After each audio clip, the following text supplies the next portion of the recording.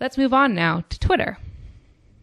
Twitter has a different user base than Facebook and functions a little differently from Facebook. Among active users on Twitter, there are a lot of politicians, a lot of celebrity figures, and a lot of organizations. There are average users, of course, but you'll notice that people who are not tweeting professionally tend to be a little quieter. You'll find that there are plenty of users that just sit on Twitter and follow other people and organizations without doing much or any tweeting themselves.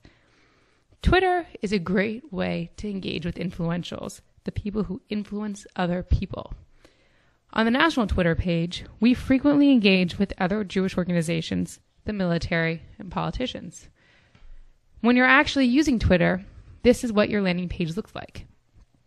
These are the people that JWV follows. This is also known as the timeline view. In this view, you can reply or retweet other people's tweets. Doing this gets people to notice our organization. For example, if I saw something on a Jewish organization's page commemorating a moment in American Jewish military history, I may want to react to that tweet publicly. So I can reply to this item or I can retweet it, which means essentially taking what they've put on Twitter and copying it to my own followers. That organization will be notified that I've replied or retweeted them. This might encourage them to start following JWV or retweeting what we have to say to other organizations. It's a great way to get people to notice us and to get their people to notice us. One of the more intimidating features of Twitter for people who are not on the site yet is hashtags. What are hashtags? A hashtag is the pound symbol followed by words. On Twitter, this information shows up as a link. It's a very important part of using the site to its fullest potential. There are hashtags in use on Twitter at all times. There's an ongoing conversation happening on the site right now, and if you use the appropriate hashtags, you can get cued into that conversation. So anyone already participating and using those tags in the conversation will see you. Hashtagging also makes your tweets searchable. So if you see the search box on this slide where I've put in pound SOT, when people search for specific hashtags, your tweets would come up, making you a part of that conversation. Tweets are also searchable through Google. So that's another avenue where you can get to potential followers and supporters through hashtags. You want to make sure that you're using hashtags that are common in military, veteran, and Jewish circles. Just to give you an idea, I've highlighted some hashtags that you'll see in the veteran and military community. SOT stands for Support Our Troops.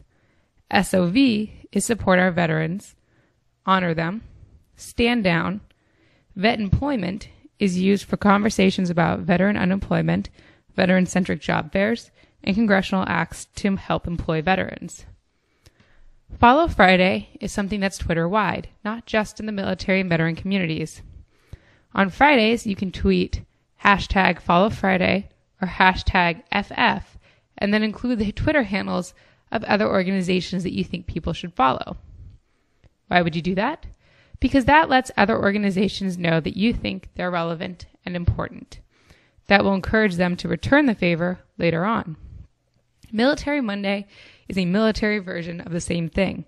So a lot of military organizations will do hashtag Military Monday or hashtag MM on Mondays. MilFams and MilKids are for information and topics relevant to the families of military members. And finally, Honor the Fallen. These are all very common hashtags and are probably the ones that you'll see used the most in military and veteran circles on Twitter. As I've already mentioned, you do want to strategically follow other organizations. At the national level, we follow about 200 different users. This includes a variety of different groups, organizations, and individuals. All of these users have been singled out as valid for our purposes and goals on the social media site. The more people you follow, the more followers you will receive. If you're following users strategically, military groups, veterans groups, Jewish groups, then when other people are looking for users similar to us, we may come up as a suggestion for them to follow us as well. One of the things that Twitter does is every time I follow someone, it suggests 3 other people that I might like to follow. So one of our goals is to come up in those results for other users. Twitter is different from Facebook in terms of what your posting frequently should be. People view their posts in the timeline view that I showed you earlier, and when you're following a lot of different users, that timeline view refreshes very frequently, pushing older posts further and further down the page view. Because of this, you can post content more frequently. At the national level, we post at least once a day and a maximum of once an hour. You can't really bombard users on Twitter because they're already being bombarded by content. That's part of the nature of the social media site. Unfortunately, with Twitter, there's no dynamic built-in analytics. You can see how many people have retweeted you or responded to a post, but that's about it. If you really want an idea of how you're doing on the site, you need a third-party program. There's several out there, and I recommend Hootsuite since it's web browser-based and what I use to manage our national social media. There's also a program called TweetDeck, which is fairly popular. These are programs that you can use for more than just Twitter. I also use Hootsuite for Facebook. Using a program like Hootsuite is a little on the advanced side. So if you're just starting out or you're not comfortable with technology, I'm not going to recommend that you leap into using it right away. If you're comfortable with trying it out, then these programs are great and make managing your social media sites a lot easier. With Hootsuite, I can pre-schedule tweets and posts on Facebook, so JWV's social media can keep posting content in the evenings when I may be out to dinner with my friends. It can be scheduled on Friday morning to go out on Sunday afternoon, keeping our pages interesting and dynamic even when I'm off the clock. Really, the only time I consider off limits for scheduling tweets and Facebook posts is Shabbat. This feature is really great if you're holding an event. The day that you decide to do an event, you can just write out a series of social media posts that you'd like to get out on Twitter and Facebook, starting that day until your event happens. This is something that we did for convention. We had regular tweets going out encouraging people to register. It's also what I did for our National Memorial Day weekend service. It's part of our strategy to get that message out to the public. Hootsuite also has an analytics function. The program has both a free and a paid version. In the paid version, you can get really in-depth analytics, which probably contains more information than you need to know at this early stage in your social media use. In the free version, you can see how many people are clicking on your links, how many people are retweeting your tweets, and where those people are located in the world.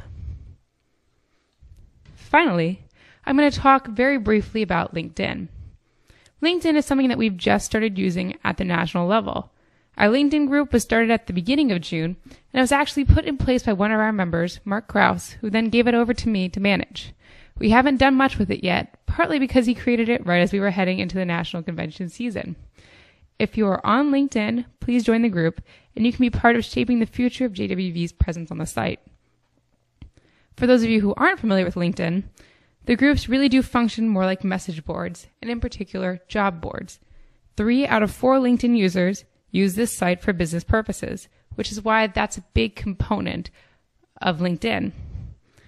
For those of you who are concerned with employing our veterans, LinkedIn is a great way to promote job opportunities in your local area for other veterans. The site also sends out email digests for groups, so you don't necessarily need to visit the site to get updated on what's going on in the JWV group. Right now, we just have a handful of members, but as our LinkedIn site becomes bigger, we can create subgroups off the main group for posts and departments. At this point, I wouldn't necessarily recommend creating your own LinkedIn group for your post or department. We'll really just need to see how it develops over the coming weeks and months. We have a couple of resources for you to look at as you develop your social media sites. And of course, if you have any questions, you can always contact me in the national office at 202-265-6280 or nsalzman@jwv.org. That's NSALZMAN @jwv.org.